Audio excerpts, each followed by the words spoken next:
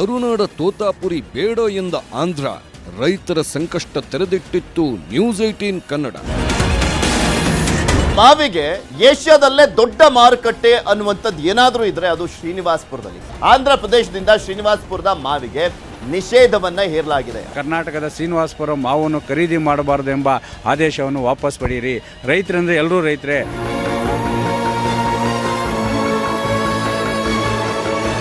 ಏನು ತೋತಾಪುರಿ ಆಗಿರ್ಬೋದು ಮತ್ತೆ ಆಲ್ಫನ್ಸೋ ಎರಡು ಸ್ಥಳೀಯ ಒಂದು ಮಾವನ ಅತಿ ಹೆಚ್ಚಾಗಿ ಬೆಳೀತಾರೆ. ಇದೇ ಒಂದು ಮಾವನ ಖರೀದಿ ಮಾಡಬೇಡಿ ಅಂತಕ್ಕಂಥ ಏನು ಆಂಧ್ರದ ಒಂದು ಚಿತ್ತೂರು ಜಿಲ್ಲಾಡಳಿತ ಒಂದು ಆದೇಶ ಹೊರಡಿಸಿದೆ. ಆಂಧ್ರ ಸಿಎಂಗೆ ಸಿದ್ದರಾಮಯ್ಯ ಮನವಿ, ಆಂಧ್ರ ಸರ್ಕಾರಕ್ಕೆ ಶಾಲಿನಿ ರಜನೀಶ್ ಪತ್ರ.